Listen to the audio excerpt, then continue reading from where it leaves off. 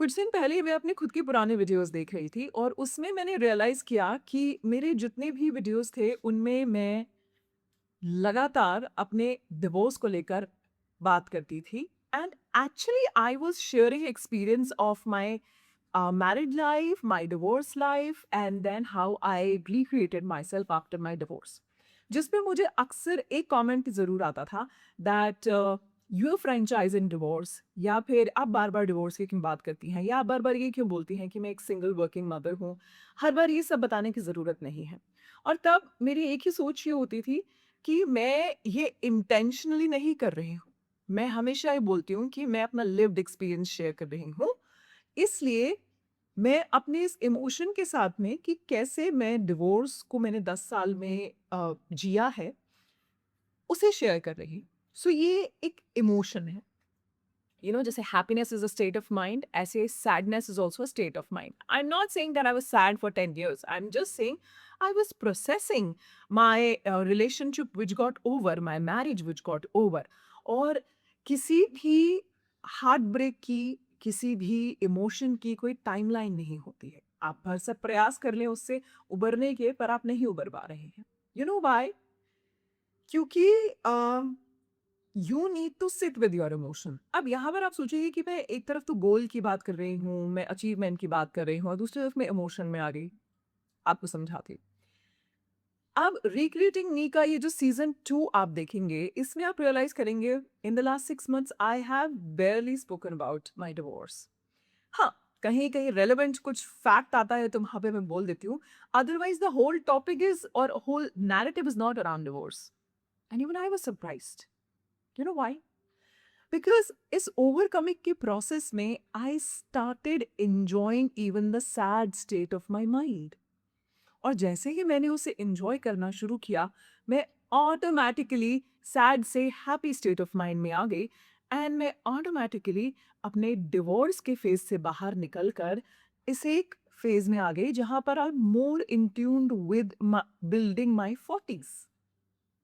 सो अगर एफर्ट्स काम नहीं आ रहे हैं या एफर्ट करने के बाद भी रिजल्ट नहीं मिल रहा है, तो you know what is greater than efforts?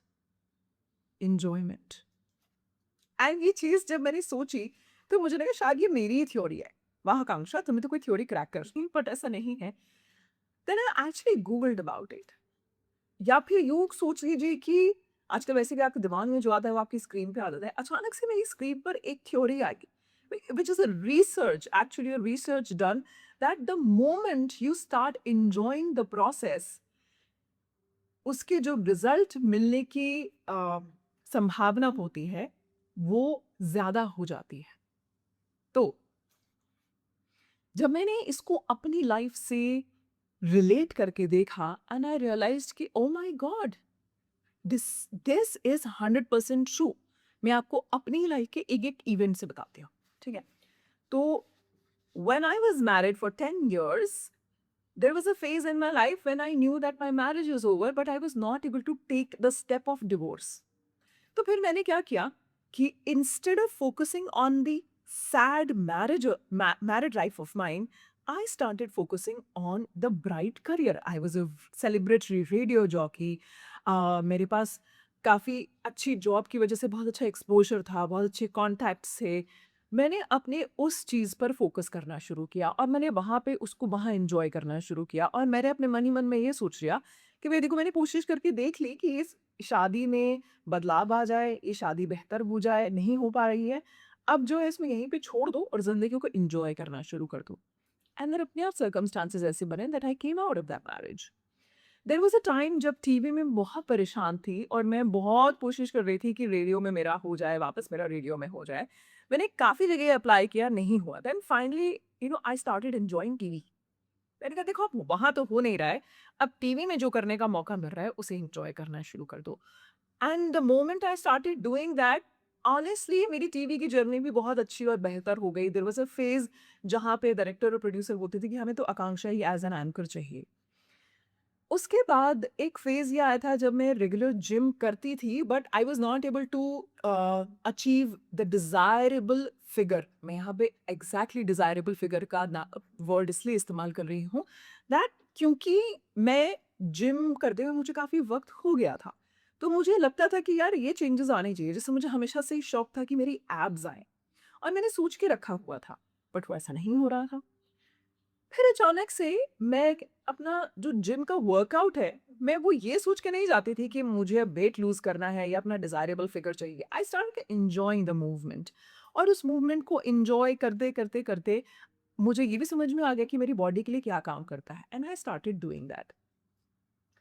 मेरे लाइफ के फेजेज़ में जब भी मैंने स्टक फील किया है, तब मैंने हमेशा एफर्ट तो रखा है, लेकिन एफर्ट को मैंने एन्जॉय करना शुरू कर दिया। उस स्पेस को मैंने एन्जॉयमेंट के साथ, हँसी-खुशी, मस्ती के साथ एन्जॉय करना शुरू कर दिया क्योंकि ये मेरा ना हमेशा से फ़लसफ़ा रहा है कि फिर करना ही है। अगर करना ही है, तो भाई हँसी-खुशी करो। यानी कि अगर सफ़र करना ही है, तो फिर सफ़र को एक खुशनुमा सफ़र बना दो। यहाँ पे ये उर्दू वाला सफ़र है। आई थिंक इसके आगे मुझे और इस रिसर्च में डिटेल में जाने की ज़रूरत नहीं है। एक चीज़ आप कर सकते हैं, लाइफ़ के जिस भी गोल में, जिस भी फ़ेज़ में, जहाँ आप बदलाव लाना चाहते हैं, वहाँ आप स्टक फ़ील कर रहे हैं, उसे लिखें, ठीक है? या मुझे कमेंट सेक्शन में लिखिए कि what is that one thing that जिसमें आप स्टक फ़ील कर रहे हैं, हाँ? और उसको लिखने के बाद सोचिए कि इसमें ऐसी कौन-सी चीज़ें हैं जिसे आप एन्जॉय कर सकती हैं। या फिर इसी सवाल को अगर मैं ऐसे कहूँ कि अगर सोचिए कि आपकी ज़िंदगी में से एक चीज़, बस एक चीज़ हटा दी जाए and that one thing is going to make your life the happiest one, तो वो क्या होगी? कमेंट सेक्शन में मुझे ज़रूर से बताइएगा, मुझे पढ़ने में बहुत मज़ा आएगा and that was it. Thank you so much for watching. I hope ये जो इम्प्रॉम्प्टू वीडियो है, जिसमें मुझे लगा कि ये बड़ी छोटी-सी बात है, लेकिन इसका इम्पैक्ट बहुत है, ये आपसे मैंने शेयर किया। तो ये आपके लिए काम की रही होगी and I will come back next week with my next video.